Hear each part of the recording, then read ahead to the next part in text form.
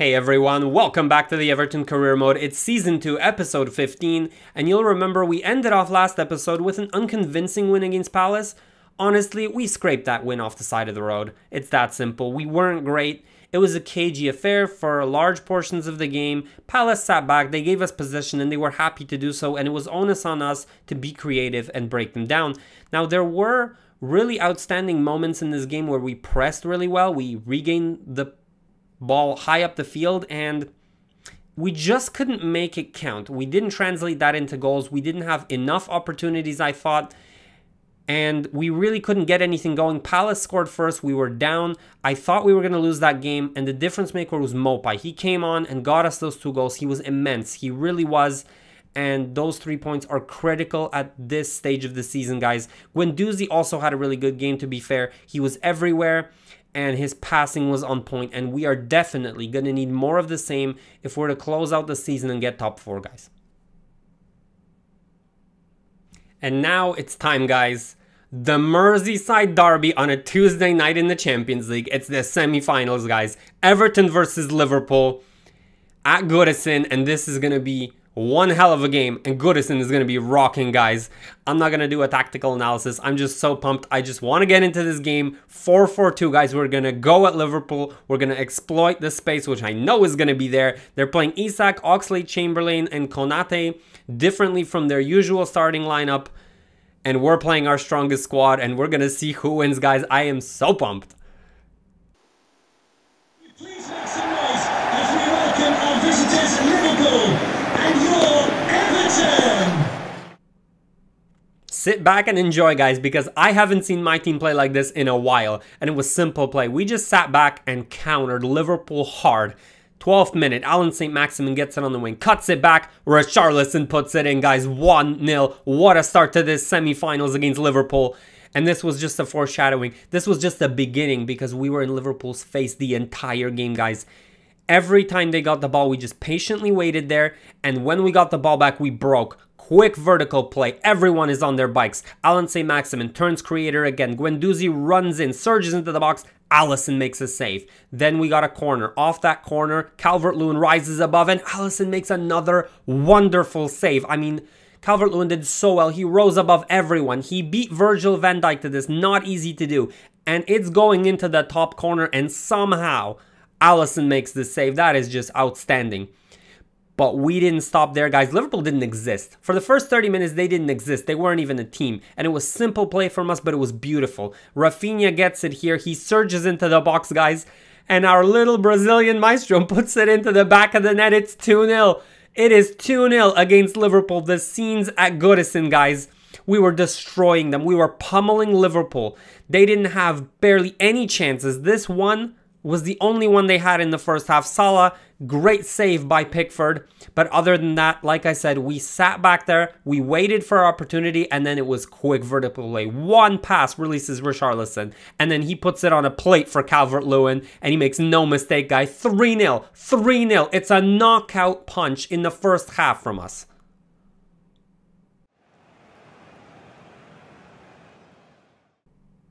In the second half, guys, it was more of the same. Gaps everywhere, which we just exploited. I mean, look at this. Rafinha picks it up in the middle. It's acres of space for him. No one closes him down. He just starts running at the defense. Alisson makes a great save. Off of the corner, Liverpool initially clears it well, but no one picks out the guy outside the box. Guendouzi gets it, and he has a go and hits the crossbar, guys. I mean, I don't know how this is not 4-5-0. It was excellent play, and we were still only up 3-0. And the most impressive part was this. We defended so well, guys. Every time Liverpool had any chances, everyone was in their positions. Bodies on the line, tackles being made just like that by Phillips. And off to the races, off to the counter. It was the story of the game. Phillips spreads it out wide. Richarlison gets it, and he puts a beautiful ball in for Rafinha. And look who's on his bike, beating everyone, surging into the box. And he should have done better. Guendouzi, oh man, I don't know how we weren't winning by more. And even in the late moments of the game, when Liverpool took a little bit more initiative, it was still bodies on the line. This almost went in. Liverpool almost scored there. Pickford got lucky, and it was one mistake at the end. Pickford clears it. Liverpool regains it. One moment of quality. Salah gets it, puts it in. and it's 3-1, guys, and that is so unfortunate because that could have consequences in the two-legged affair. But I cannot blame my players for that one mistake because they were impeccable this game, and we win it 3-1. It's the best performance of the series. I'm going to say it, of the entire series, not just of this season. And we win at home in the Champions League semi-final against Liverpool, guys, 3-1. That was an immense, crucial win.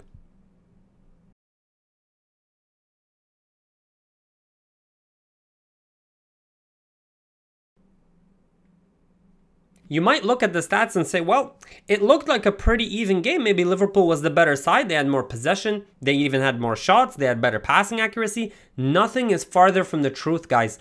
This was a very deliberate game plan, and it worked to perfection. We relinquished possession, had barely any of it, and we were set to counter, and we did it masterfully, guys. They had more shots, yeah, but 8 of them were blocked. We defended really well, and then we countered. We actually had the more dangerous opportunities. And if you look at the amount of players who played forward balls, I mean, look at the distance and look at the direction of these passes. Richarlison, long balls forward into space, guys. Same with Guendouzi. It was constant from us. We were getting into space and attacking Liverpool. And Kieran Tierney as well. He was getting to that byline. He was just whipping those crosses in wherever he could. We were always dangerous, guys. It was always with intent, and we destroyed Liverpool this game. It was a masterful performance from us, the best. Alright, so after the euphoria dies down a little bit, we do have to refocus on the league, guys. Only 5 games left, 1 point behind Spurs, and we're going to be 1 point behind Chelsea if we win. So it's all up for grabs. We just have to wait for one of these teams to slip, and then we capitalize on it. So we have to be ready, but this won't be easy because we have a tough game against Wolves coming up. And I know earlier on in the season, we had a comfortable win against them, but thinking back to season 1, this was one of the toughest games, one of the toughest teams to face, and that's because their style is so conducive to being solid at the back. First of all, they drop back and wait for their opportunities. What's interesting is, have a defensive width of 70 and they transition into an offensive width of 80, so they play really wide, and that helps them, but they're able to do this because they have 5 at the back. Now, it all starts from up front. Origi is their striker who is going to be going into the channels. He's going to be picking up those balls, and then their wingers cut inside, which then allows their fullbacks to occupy that space and go forward. Now, they don't bomb forward like a lot of teams do. They're a little bit more conservative, and this also helps with their defensive setup. But this tactic really comes together when you look at their defense. Connor Cody, Francesco Acerbi, great defensive players who also have the capability to play out, and that is so crucial for them, and that really puts the cherry on top for this system, for this formation. Now, it's going to be a tough task, and it's going to be taller because we don't have our regular cast of players. We're going to have to rotate.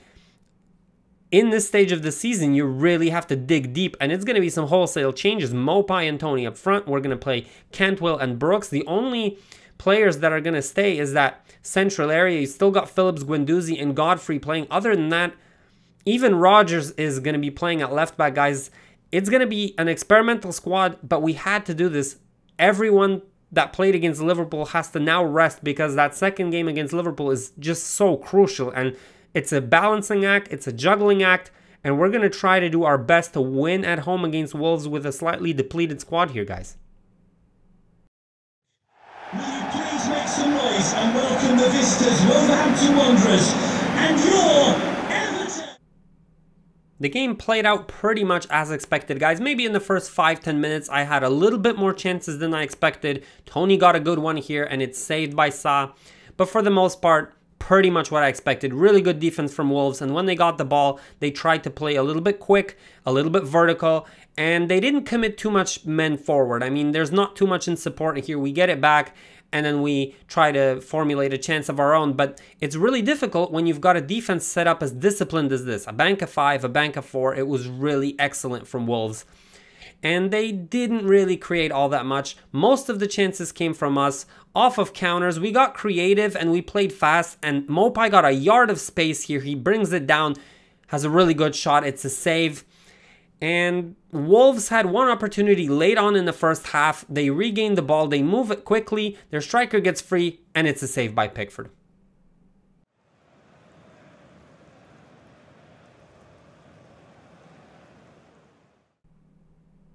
Wolves definitely started to get into this game in the second half.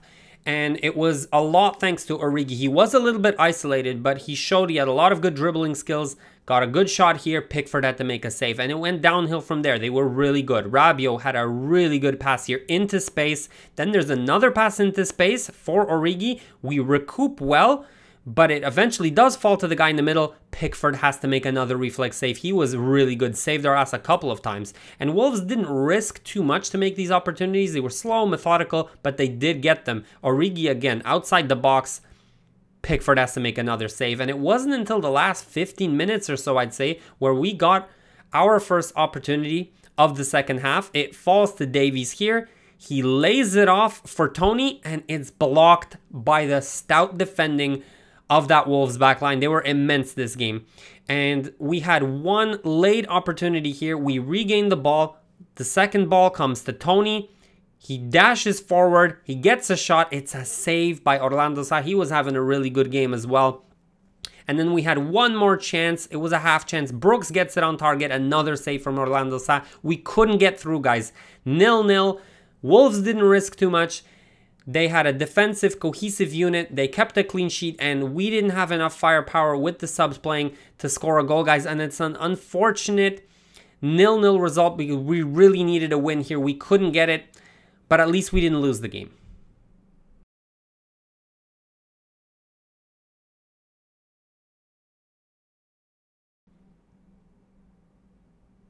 And the stats confirm it. Not a lot in this game. Not a lot of chance creation. The passing was really bad. And it was a game where Wolves was happy to take whatever they can get, be solid at the back. And I couldn't really break them down with my creativity. Both teams had spells of possession, but no one really took advantage. The shots that were there, the chances created were a lot of distance shots. It was that kind of game. And 0-0 was the result. There was no standout performer. But it was the sub squad, and we played the sub squad because we have this game against Liverpool coming up, and that is what's really important here. I know we needed the 3 points from the league, but you do have to balance it out. We rested our guys for this specific game, guys, and we're traveling to Anfield, and this is going to be one hell of a game. Again, our full starting lineup, they have some tired guys, but you can bet your life Liverpool is going to come out and they're going to attack us straight from the get-go. I know it, and this is going to be a pivotal moment, guys. If we can close this game out, we are in the Champions League finals, guys, beating our biggest rival to it. I can't wait. Let's get into this game. Into the field.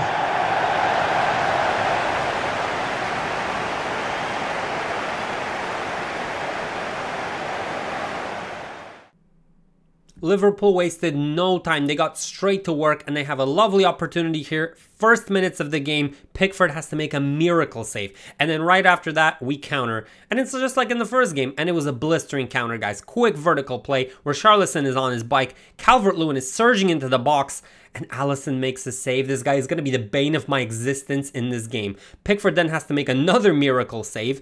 Liverpool press high. They regain the ball. It falls to Henderson semi-fortuitously, and it's 1-0, guys, in this game. 3-2 on aggregate. And Liverpool would just keep on coming.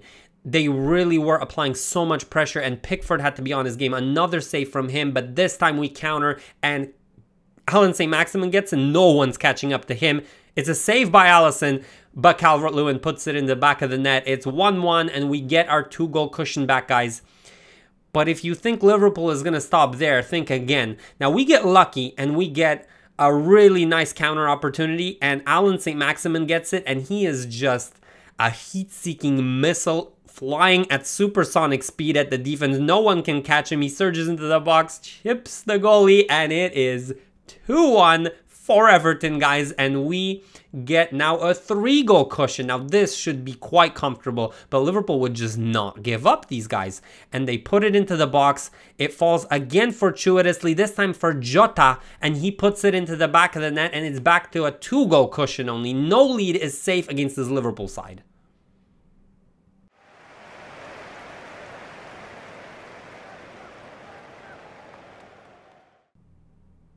The second half was where Liverpool really tightened the screws and they started dominating play. It was a masterclass performance from us in the first game at Goodison, but it was a masterclass here from Liverpool at Anfield. And it was just constant pressure. I couldn't get out of my own third, let alone out of my half. And it was just relentless from Liverpool. And it was save after save from Pickford. I mean, this guy is ridiculous. And they kept throwing everything they had. And finally, my defense came up with this.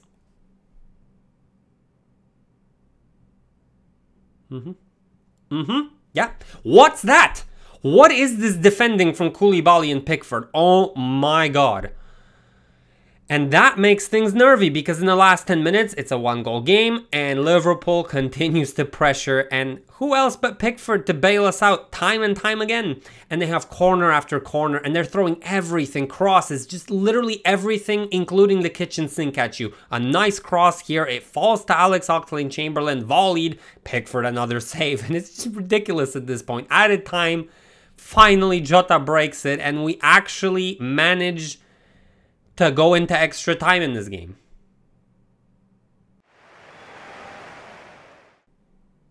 You could just feel it was in the air. Liverpool gets a flick on and they put it in early in extra time. Mayoral gets it, makes it 6-5 and I'm like, come on guys, wake up.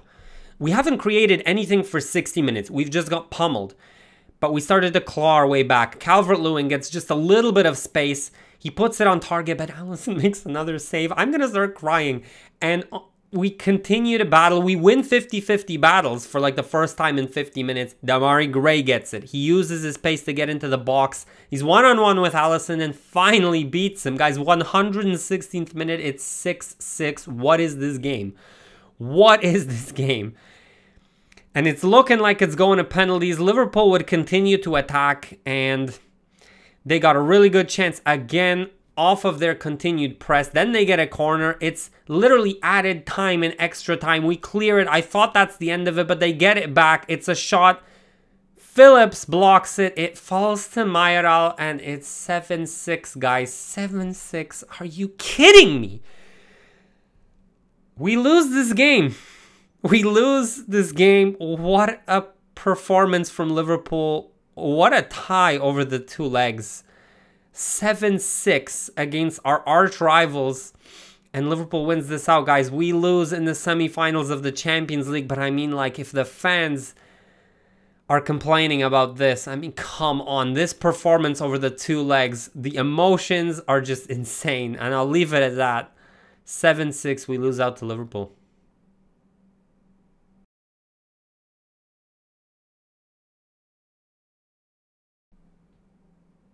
It's heartbreaking to lose like that, guys, but Liverpool, they put out a masterclass performance. I mean, 26 shots, 12.9 expected goals. They were on top of their game. They had possession for the majority of the game, which was expected, but the amount of shots they were able to get was disappointing. We did not do well defensively. There were some massive individual errors defensively as well, and we lost this game, guys. I mean, if you let in 6 goals as a goalie and still have a 7.2 rating, I mean, you can paint the picture yourself. Okay, so now that our European campaign is over, we can focus solely on the league, guys. We're going to be without Alan St-Maximin for a few days. He bruised his elbow in that game, but I think we can deal without him. We faced West Brom at home, and I know there's no easy games in the Premier League, but we do have a slightly kinder fixture list. I mean, it is West Brom, a promoted side.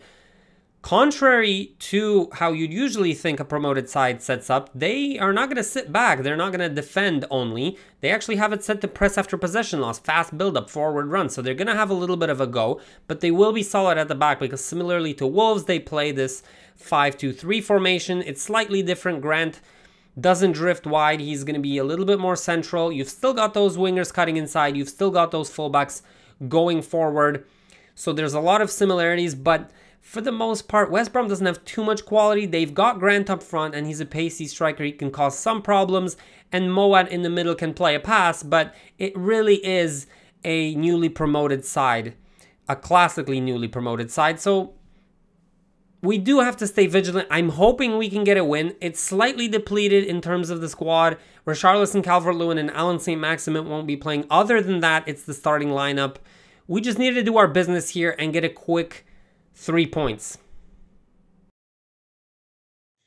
Will you please make some noise as we welcome our visitors West Bromwich Albion. And your... Is it complacency or is it the hangover from the Liverpool loss? Because we go down early against West Brom. Sema nips in front of Pickford. It's 1-0. We're losing to West Brom at home, guys. This is unacceptable. How is this even a thing? And to be fair, we were so bad in this first half. They created much more opportunities. They were clearly the better side. And some of them were from distance, but still, Pickford had to be called upon. And they played a little bit more vertical than I expected. They played a little bit more brave than I expected. And they got some decent chances. Some of them were half chances. Some of them were 100% chances. But we couldn't create anything. That's what really bothers me. We couldn't create anything until the 40th minute. It took us that long to get a shot on target. Guendouzi plays a nice little ball for Rafinha, but it's a tame shot.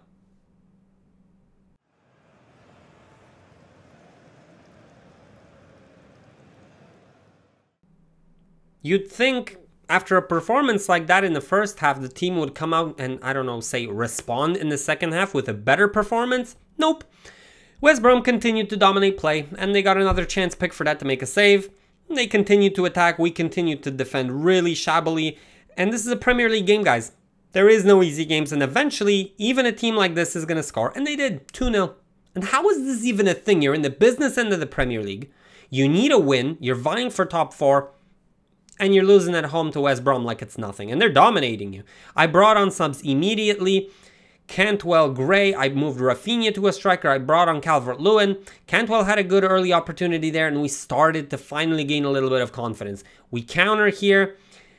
Cantwell rides the challenge. Calvert-Lewin gets a ball here. He lays it off for Rafinha, a clever turn, and he bangs this in, guys. Life in us yet, 2-1. What a goal from Rafinha. And a side note on him, we sold Gakpo. We brought on Rafinha because there really wasn't anything going on that right-hand side, and he's been really good since coming in. You can see how close this was, and these are the margins, guys. It's 2-1. We're trying to get a point, salvage anything from this game. And in the 88th minute, we have a counter opportunity. Again, it's Calvert-Lewin, turning provider. Rafinha surges into the box, and he puts it in, guys, low across the goal. And it's 2-2. We're salvaging something from this game. And this is going to be pivotal, guys, because this game is either going to turn out to be a dropped 2 points or a miraculous salvage of 1 point that gets us top 4. We'll find out what happens in the future. Thank you so much for watching this episode, guys. If you like the content, leave a like, subscribe, and I will see you next time, guys. Laters!